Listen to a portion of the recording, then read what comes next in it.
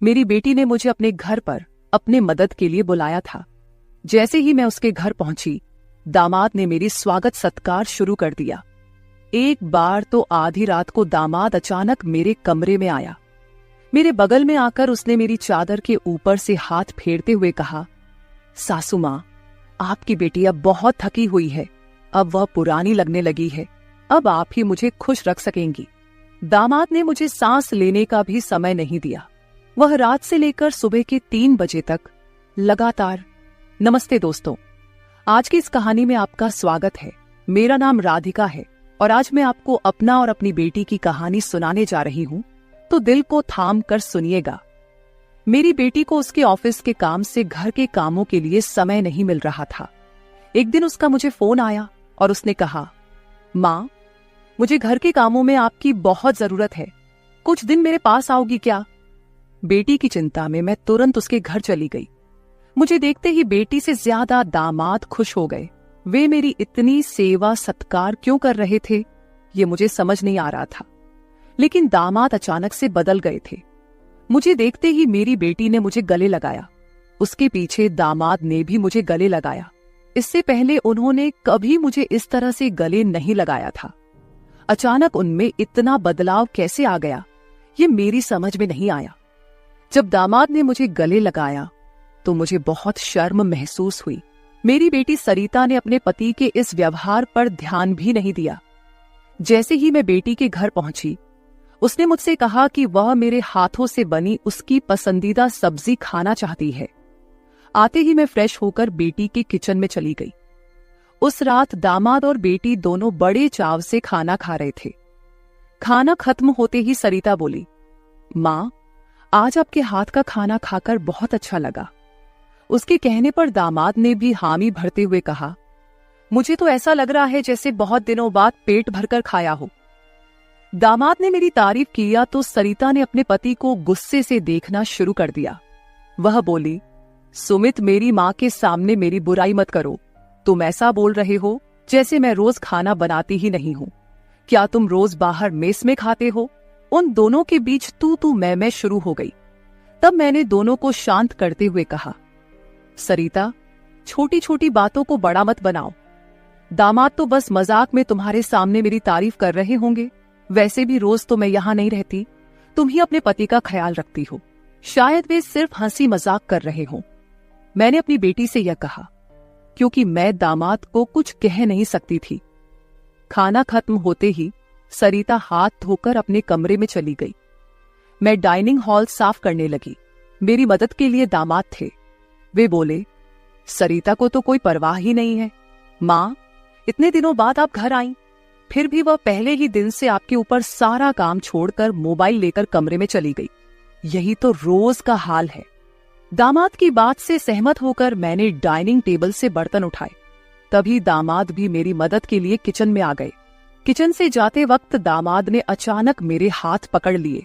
फिर दामाद जी बोले, सासू माँ, सच में आपके हाथों में जादू है। आपके हाथ का खाना खाकर मन बहुत प्रसन्न हो गया। आगे भी मुझे आपके इस तरह के अलग अलग रूप देखने को मिलेंगे। मेरा न कोई साला है और न कोई साली। मेरे ससुराल में तो आप ही एक हैं। अब चाहे साला, साली और बहनोई की हंसी मजाक हो या सासू माँ की देखभाल, ये सभी रिश्ते आपको ही निभाने हैं। अब मैं आपको यहां से जल्दी जाने नहीं दूंगा। मुझे दामाद का प्यार समझ में आया, लेकिन इसके पीछे उनका क्या मकसद था, इस पर मैंने ज्यादा गहराई से सोचा नहीं था। इसी तरह कुछ दिन और बीत गए। मुझे बेटी के घर आए कुछ ही दिन हुए थे। तभी मैंने महसूस किया कि उन दोनों पति पत्नी के बीच कुछ ठीक नहीं था। लगातार 3 दिन से मुझे रात को उनकी बड़बड़ाहट और दामाद की आवाज उनके कमरे से सुनाई दे रही थी। वह बात प्रेम की तो बिल्कुल नहीं थी।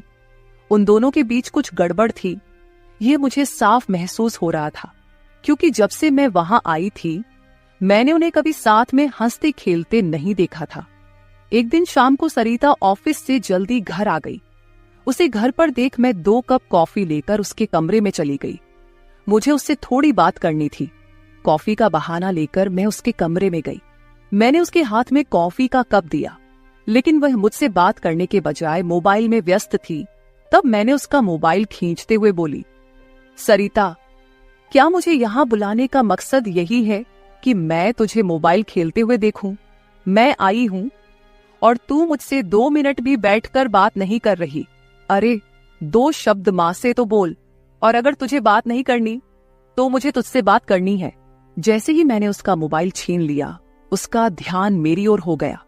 वह बोली, बोलो मां, तुम्हें मुझसे क्या इतना जरूरी बात करनी है? तब मैंने उससे कहा, सरिता, तू खुद को इतनी कूल दिखाती है, क्या सच में तू वैसी ही है? क्या सच में तुम्हारे घर का माहौल इतना कूल है? मेरी बातों पर सरिता के चेहरे पर एक सवालिया निशान उभर आया। वह बोली, मां, तुम क्या बोल रही हो? मुझे तो कुछ समझ में नहीं आ रहा। जो बोलना है सीधे बोलो।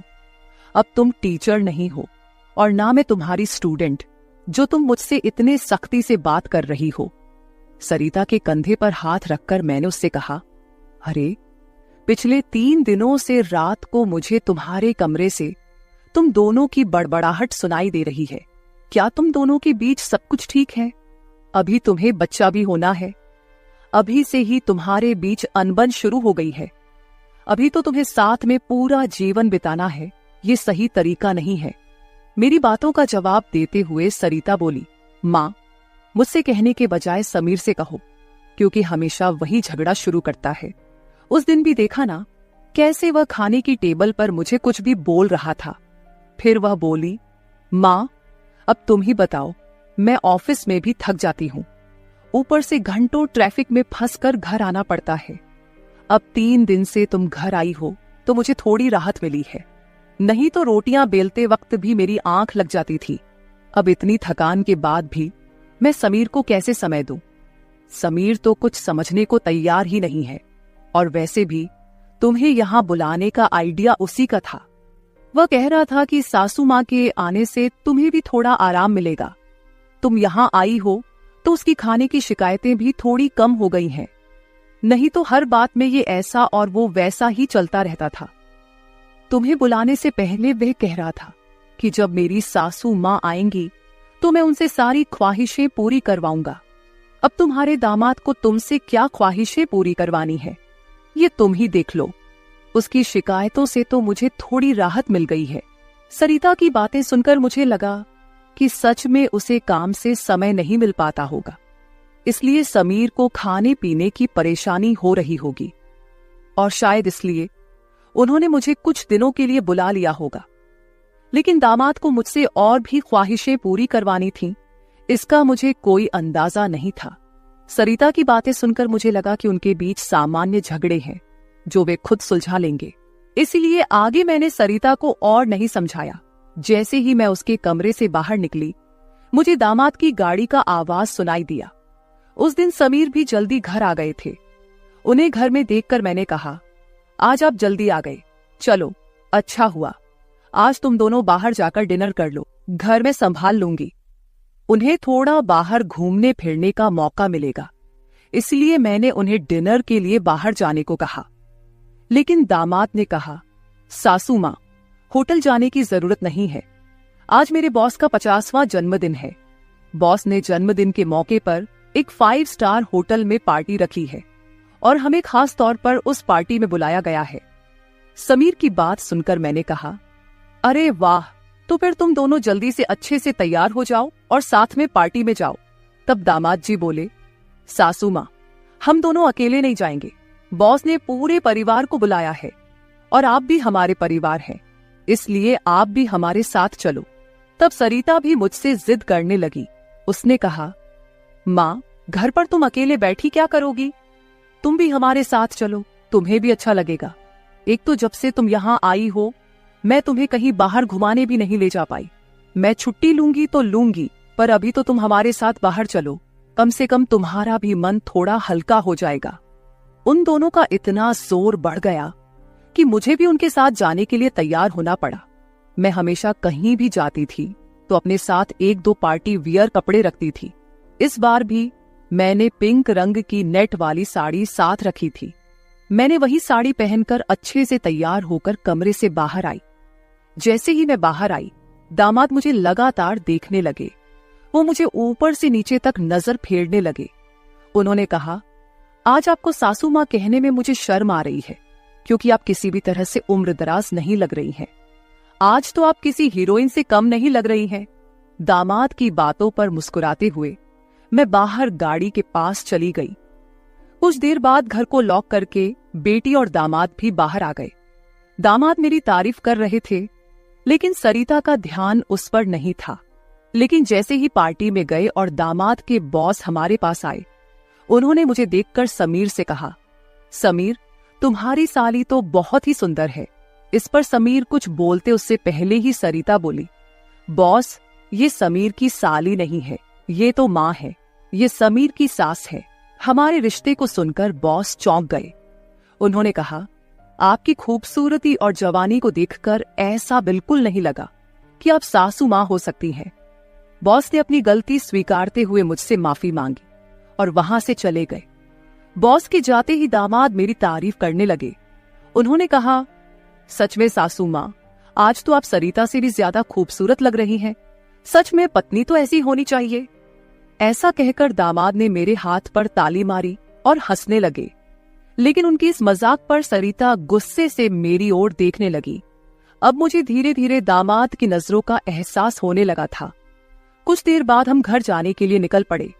घर पहुंचते ही सरिता और मैं एक साथ गाड़ी से उतरे।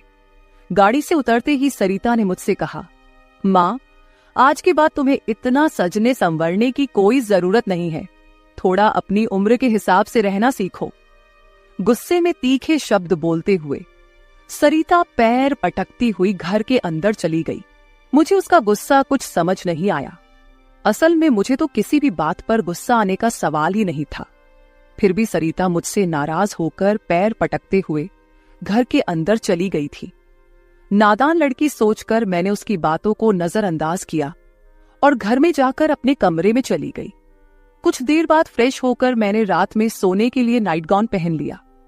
रोज की तरह सोने से पहले मैंने अपने हाथ पैरों पर बॉडी लोशन लगाया। तभी अचानक दरवाजे पर दस्तक हुई। दरवाजे पर दामाद थे। हमारी नजरें मिलते ही दामाद ने कहा, सासू माँ, अंदर आ सकता हूं। ये घर उनका ही था, फिर भी वो कमरे में आने के लिए मुझसे अनुमति ले रहे थे। मैंने कहा, ये घर तो आपका ही है, मेरी अनुमति लेने की क्या जरूरत, आप यहां कभी भी आ जा सकते हो। फिर हंसते हुए दामाद कमरे के अंदर आ गए। उन्होंने मेरी ओर देखकर कहा, सासू माँ, सच में आज आप बहुत सुंदर लग रही थी। वैसे तो मैं आपको कभी यह कॉम्प्लीमेंट देना चाहता था कि आप आज भी जवान और खूबसूरत दिखती हैं। कभी कभी सच में आपको सासू माँ कहने में मुझे शर्म महसूस होती है। कभी कभी तो आपको नाम से बुलाने की इच्छा होती है। सच में आप सरिता की बहन जैसी लगती हैं। बाहर कुछ समय पहले सरिता ने जो गुस्से में आपको कहा, वह सब मैंने सुना। उसकी बातों पर ध्यान मत दीजिए। और हाँ, एक जरूरी बात यह है कि सरिता की बातों को दिल पर लेकर आप अपना रहन सहन बिल्कुल मत बदलिए। आप जैसी हैं बहुत अच्छी हैं। दामाद के मुंह से अपनी तारीफ सुनकर मेरे मन में लड्डू फूटने लगे। अगर 45 साल की किसी महिला की तुलना 21 साल की जवान लड़की से की जा रही हो, तो जाहिर है वह महिला खुश होगी ही। उस समय मेरे साथ भी वैसा ही हुआ था। दामाद की प्रशंसा पर मैं शर्मा गई थी। उस दिन के बाद दामाद की हदें बढ़ने लगी। 4 दिन बाद मुझे अपनी बेटी के कमरे से उनकी बहस की आवाजें सुनाई दी। मैं अपने कमरे से बाहर झांकते हुए वह सब सुन रही थी। तभी दामाद कमरे से बाहर आते दिखे। दामाद को बाहर आते देख मैं जल्दी से अपने कमरे में चली गई। मैं कमरे की लाइट बंद करने ही वाली थी कि समीर मेरे कमरे में आ गया। वो काफी गुस्से में लग रहा था। मैंने उसे एक गिलास पानी दिया और पूछा, सब ठीक तो है ना? इस पर दामाद बोले, सासू माँ, आपकी बेटी और आप में कितना फर्क है।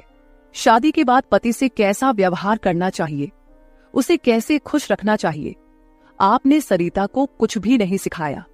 जब भी मैं उसके पास जाता हूं, वह मुझसे एक ही बात कहती है कि मैं बहुत थक गई हूं। आपकी बेटी अब पूरी तरह बूढ़ी दिखने लगी है। उसके सामने आप जवान लगती हैं। कहां आपकी जवानी और कहां सरिता की समय से पहले आई बुढ़ापा। मैंने शांत रहकर समीर की सारी बातें चुपचाप सुनी। उनकी बातें खत्म होते ही मैंने उसे समझाते कहा, दामाद जी, आप गुस्सा मत कीजिए। सरिता अपने ऑफिस के काम में पूरी तरह थक जाती है, इसलिए वह थोड़ी परेशान हो गई है। कुछ दिन आप दोनों बाहर घूमने चले जाइए, सब कुछ ठीक हो जाएगा। काम की भाग दौड़ में खुद के लिए भी समय निकालना जरूरी है। इस पर दामाद बोले, मैं तो सब कुछ करने के लिए तैयार हूँ, लेकिन आपकी बेटी को ऑफिस से छुट्टी लेने की इच्छा होगी, तभी मैं भी उसके साथ कहीं जा सकूंगा। मैंने फिर से दामाद को समझाया और उनके हाथ में पानी का गिलास दिया। दामाद से बात करते हुए अनजाने में मेरा हाथ उनके पैर पर रख दिया गया। अचानक दामाद ने अपने पैर पर रखा मेरा हाथ अपने हाथ से पकड़ा और मेरे हाथ से गिलास को एक ओर रखते हुए दूसरे हाथ से मेरे चेहरे से बाल हटाकर बोले, सासू माँ, आप सच में बहुत सुंदर हैं। आपको देखकर तो सरिता को देखने की इच्छा ही नहीं होती। कहाँ आपके चेहरे का तेज और कहाँ सरिता की झुर्रियां। दामाद मेरे सामने मेरी बेटी की बुराई कर रहे थे। मैंने उन्हें कहा, आप मेरी सुंदरता की तारीफ कर रहे हैं, इसके लिए धन्यवाद, लेकिन जिस लड़की के बारे में आप बुरा भला कह रहे हैं वह मेरी बेटी है, ये मत भूलिए। दामाद बोले, सासू माँ, मैं कुछ गलत नहीं कह रहा हूं, जो सच है वही कह रहा हूं। अब सरिता बूढ़ी दिखने लगी है तो क्या करूं? आपके सामने वह सच में फीकी पड़ती है।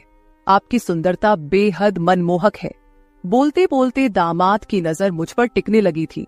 तब मैंने उनसे कहा, अब काफी रात हो गई है, आपको जाकर सो जाना चाहिए, नहीं तो सरिता यहाँ आ गई तो वह और नाराज हो जाएगी। मैंने दामाद को जैसे तैसे अपने कमरे से बाहर किया, नहीं तो वह रात भर मेरे कमरे में ही बैठे रहते। खैर, जो भी हो, लेकिन समीर ने मेरी जो प्रशंसा की वह मुझे बहुत पसंद आई। अगले दिन शाम को जब दामाद ऑफिस से घर आए तो उन्होंने कहा, सासू माँ, कल मुझे 2 टिफिन पैक कर दीजिए, और वो भी भरकर। जब से आप मेरा टिफिन बना रही हैं, ऑफिस में मेरी क्रेडिट कुछ ज्यादा ही बढ़ गई है। मेरे दोस्त रोज मेरे टिफिन की तारीफ करते रहते हैं, और आज तो मेरे बॉस ने भी मेरी तारीफ की। सबको लगा कि मेरी पत्नी ने इतना अच्छा खाना बनाया है, लेकिन मैंने सबका भ्रम दूर कर दिया और उन्हें बताया कि यह जादू मेरी पत्नी के हाथों में नहीं, बल्कि मेरी सासू माँ के हाथों में है।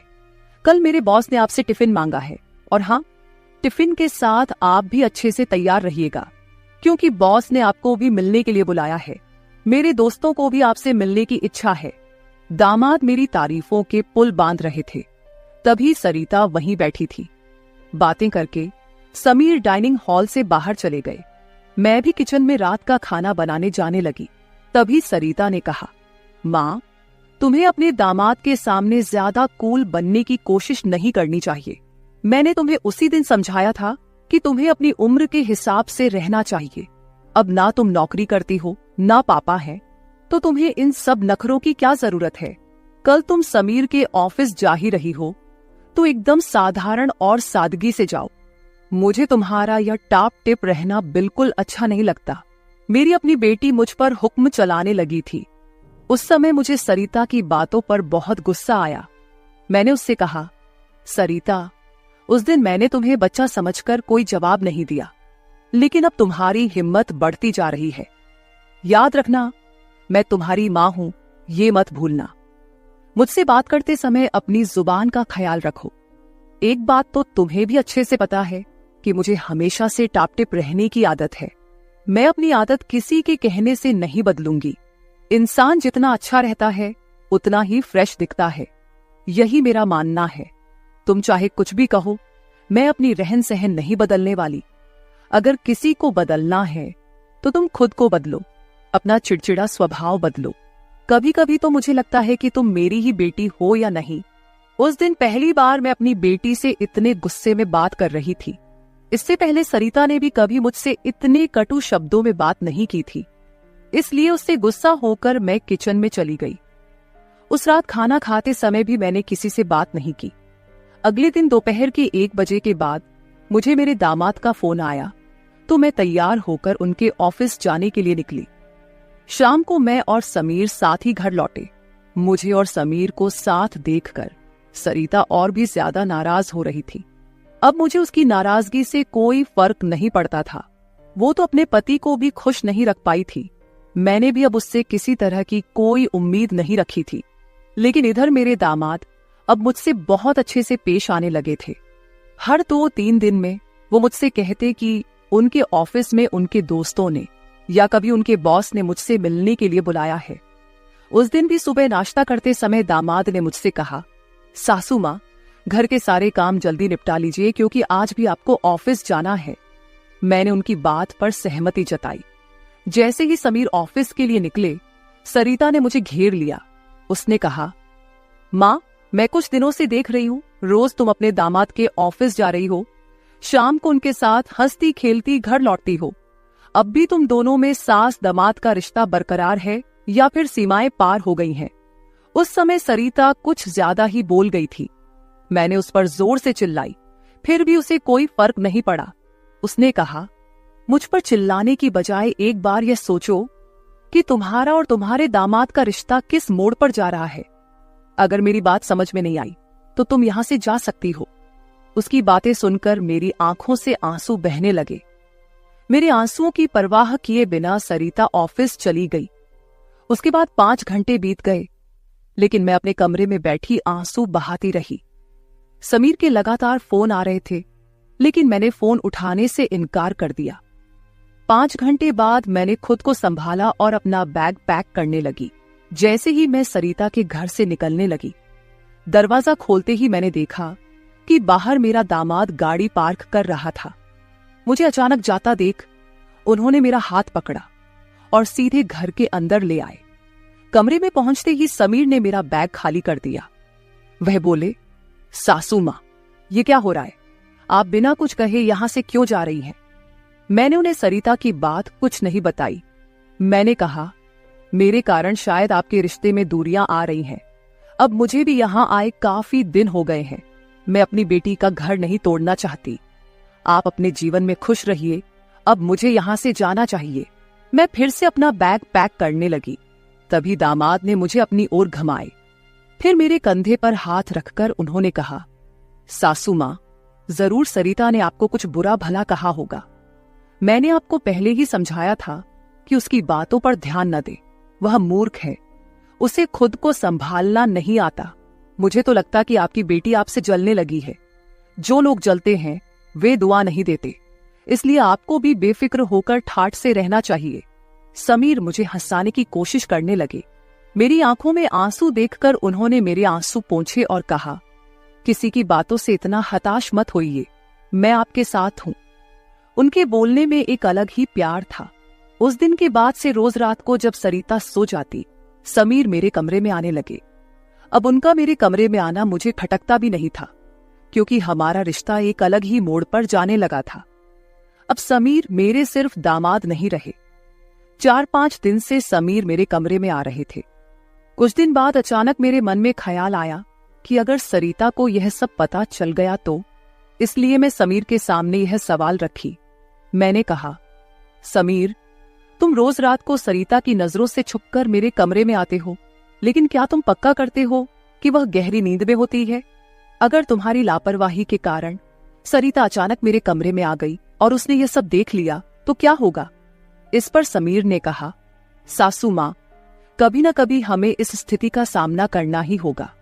जो काम मेरी पत्नी को करना चाहिए था वह आपने किया, इसमें आपकी क्या गलती है?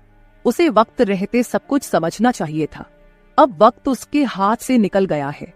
आप ज्यादा चिंता मत कीजिए, नहीं तो आपके चेहरे पर भी झुर्रियां आने लगेंगी। आप चिंता मत करें, बस सरिता के सामने इस रिश्ते को स्वीकार करने का साहस रखिए। हम दोनों बात कर ही रहे थे कि अचानक सरिता कमरे में आ गई। मैंने उसका नाम लिया ही था कि वह वहां मौजूद हो गई थी। हम दोनों सास और दामाद एक दूसरे को देखने लगे। सरिता तो हमें साथ देखकर हमारी ओर बस देखती ही रह गई थी। उसने कहा, मुझे तुम दोनों पर पहले ही शक हो गया था। समीर, तुम्हें क्या लगा कि तुम रोज रात को मुझे चकमा देकर जाते हो और मुझे इसका बिल्कुल पता नहीं चलता? मैं तो बस मौके का इंतजार कर रही थी, क्योंकि मुझे तुम दोनों को रंगे हाथ पकड़ना था। अब तो मैंने तुम्हारी सारी बातें रिकॉर्ड कर ली हैं और तुम्हें इस हालत में भी देख लिया है। सरिता बोल ही रही थी कि तभी समीर का फोन बजा। उसने मेरा हाथ छोड़ दिया और कमरे से बाहर चला गया। थोड़ी देर पहले जब वह मुझे समझा रहा था तो उसने मेरा हाथ पकड़ रखा था। कुछ ही मिनटों बाद वह एक शख्स को लेकर कमरे में वापस आया। वह तीसरा शख्स और कोई नहीं बल्कि समीर का बॉस था। उसे आधी रात को घर में देखकर सरिता चौंक गई। उसने बॉस की ओर देखकर कहा, आप इस समय यहां कैसे? बॉस आश्चर्यचकित होकर सरिता को देख रहे थे। तब सरिता बोली, आप यहां क्यों आए हैं ये तो मुझे नहीं पता, पर मुझे अब एक गवाह मिल गया है। वह बॉस के सामने मेरे और मेरे दामाद के रिश्ते के बारे में बकवास करने लगी। तभी समीर के बॉस यानी रघुवीर जी सरिता की ओर देखकर बोले, सरिता, तुम यह क्या बकवास कर रही हो? तुम्हें पता है तुम अपनी माँ और अपने पति के बारे में क्या कह रही हो? अब तो सरिता और भी ज्यादा बकवास करने लगी। तभी समीर उस पर चिल्लाया। उसने कहा, मैं अभी तक सब सुन रहा था। मुझे पता था कि तुम समझदार नहीं हो, इसलिए मैंने तुम्हें कुछ नहीं बताया, लेकिन अब तुम बॉस के सामने कुछ भी बकवास करने लगी हो। शायद अब तुम्हें सच बताने का समय आ गया है। मैं समीर को शांत रहने के लिए कह रही थी, लेकिन उसने मेरी एक न सुनी। वह बोला, माँ, अब और कितने दिन आप यह सब बातें छुपाकर रखेंगी? इस तरह मन मारकर जीवन को सुखमय नहीं बनाया जा सकता। जीना है तो खुले दिल से जियो। आपको किसी से डरने की जरूरत नहीं है, क्योंकि आपने कोई अपराध नहीं किया। समीर ने सरिता से कहा, सरिता, पिछले कुछ दिनों से मैं इस कमरे में आ रहा हूं, ये सच है, लेकिन मैं इस कमरे में क्यों आ रहा था, इसका कारण वो नहीं है जो तुम सोच रही हो। इसका असली कारण कुछ और ही है। मैं यहां इसलिए आता था ताकि अपने बॉस को तुम्हारी माँ के कमरे में सुरक्षित छोड़ सकूं। मैं तुम्हारी माँ के साथ नहीं बल्कि मेरे बॉस होते थे। जिस दिन हम बॉस के जन्मदिन की पार्टी में गए थे, उस रात जब हम पार्टी से घर लौटे थे, तो मैंने तुम्हारी माँ को उनके कमरे में रोते हुए देखा था। उसी रात बॉस ने मुझसे तुम्हारी माँ का फोन नंबर भी लिया था। उस रात बॉस बार बार तुम्हारी माँ को फोन कर रहे थे। उस रात जब मैं अचानक तुम्हारी माँ के कमरे में गया, तो मैंने उनके फोन में बॉस के कई मिस्ड कॉल देखे। अगले दिन मैंने बॉस से इस बारे में पूछा, तभी मुझे सच्चाई पता चली। एक समय था जब तुम्हारी माँ और बॉस एक ही कॉलेज में पढ़ते थे। इतना ही नहीं, उन दोनों के बीच प्यार भी था, लेकिन घर वालों के दबाव के कारण वे अपना जीवन एक साथ नहीं बिता सके। पर किस्मत ने 30 साल बाद उन्हें एक बार फिर से आमने सामने खड़ा कर दिया। तुम्हारी माँ कुछ बोलने के लिए तैयार नहीं थी, लेकिन बॉस की वजह से मुझे उन दोनों के रिश्ते के बारे में पता चला। तब से मैंने जानबूझकर कभी दोस्तों का बहाना बनाया तो कभी बॉस का, ताकि तुम्हारी माँ और बॉस को एक दूसरे से मिलवा सकूं। धीरे धीरे मैंने तुम्हारी माँ के चेहरे पर खुशी देखनी शुरू की। वह भी अपना पुराना रिश्ता जीने लगी, लेकिन तुमने इसे गलत समझा और माँ पर गलत आरोप लगाए। तुम्हारे आरोपों के बाद तुम्हारी माँ ने घर से बाहर निकलना बंद कर दिया। तब से मैंने इस प्रेमी जोड़े की मुलाकात अपने घर में ही करानी शुरू कर दी। तुम्हारी माँ जानती थी कि तुम इस उम्र में उनके और बॉस के रिश्ते को स्वीकार नहीं करोगी, इसलिए उन्होंने कभी तुमसे खुलकर बात नहीं की। लेकिन अब मुझे लगता है कि उन्हें अपनी जिंदगी का फैसला खुद करने देना चाहिए। सरिता बोली, समीर, तुम मेरी माँ को उनके प्रेम से मिलने के लिए इतना प्रयास कर रहे थे। तुम दामाद होकर भी कोई आपत्ति नहीं कर रहे थे और मेरी माँ को एक बार फिर से जीने का मौका दे रहे थे। मैं आगे बढ़ी और सरिता से आंसू भरी आंखों के साथ बोली, मुझे माफ कर दे बेटी, मुझे इस उम्र में यह सब नहीं करना चाहिए था। मुझे रघुवीर से फिर से नहीं मिलना चाहिए था। लेकिन तू चिंता मत कर, सुबह होते ही मैं यहां से चली जाऊंगी। मैं रघुवीर से कभी नहीं मिलूंगी। इस उम्र में मुझे यह बातें तुम्हारे मुंह से सुनने से पहले ही मैं यहां से चली जाती हूं। मेरी आंखों में आंसू देखकर सरिता बोली, मां, मुझे माफ कर दो। मैंने तुम्हें समझा ही नहीं, ना मैंने कभी तुम्हारे अकेलेपन को महसूस किया। अब वो समय तो बीत गया, पर अगर तुम मेरे लिए जी सकती हो तो फिर मैं तुम्हारी खुशी में क्यों नहीं शामिल हो सकती। तुम्हारे समय में दादा ने तुम्हारी शादी नहीं होने दी होगी, लेकिन अब मैं उनके नक्शे कदम पर नहीं चलूंगी। मैं तुम्हें और बॉस को आपके आगे के जीवन के लिए ढेर सारी शुभकामनाएं देती हूं। बॉस मुझे मेरे पिता के रूप में स्वीकार है। बेटी की सहमति सुनकर मेरी आंखों में आंसू भर आए। रघुवीर भी मेरी तरह ही अपने जीवन में अकेले थे। अगले 3 दिनों के भीतर मेरी और रघुवीर की रजिस्टर्ड मैरिज मेरी बेटी और दामाद की मौजूदगी में हो गई। शायद ये पहली बार हुआ होगा कि एक बेटी ने अपनी मां की विदाई की थी। मेरी विदाई के समय मैंने सरिता को एक सीख दी। मैंने उससे कहा, सरिता, पैसा सब कुछ नहीं होता, इसीलिए हमेशा पैसे के पीछे भागना छोड़कर कभी अपने परिवार पर भी ध्यान देना चाहिए। कर्तव्यों से भागकर ना तो जीवन पूरा होता है, ना ही खुशियां मिलती हैं। अब समय आ गया है कि तुम अपनी जिम्मेदारियों पर ध्यान दो। सरिता ने मुझसे वादा किया कि आगे से वो अपने घर की जिम्मेदारियों को निभाने में पीछे नहीं हटेगी। मेरी विदाई होते ही सरिता ने पूरे 20 दिनों की छुट्टी ली। शादी के 2 साल बाद मेरी बेटी और दामाद एक बार फिर हनीमून पर गए। तो दोस्तों, शादी और प्यार की कोई उम्र नहीं होती। जहां दिल मिलते हैं वहीं रिश्ते भी अपने आप बन जाते हैं। बस जरूरत होती है एक दूसरे को समझने की। तो मेरे प्यारे दोस्तों, यह थी हमारी आज की छोटी सी कहानी। आपको ये कहानी कैसी लगी कमेंट करके जरूर बताएं। अगर आप ऐसी ही और भी इंटरेस्टिंग और रोमांटिक कहानियां सुनना चाहते हो तो चैनल को सब्सक्राइब जरूर कर ले और बेल आइकॉन ऑन कर ले, ताकि आपको मेरी आने वाली नई वीडियो की सूचना तुरंत मिल सके। कल मिलेंगे एक और नई कहानी के साथ। धन्यवाद।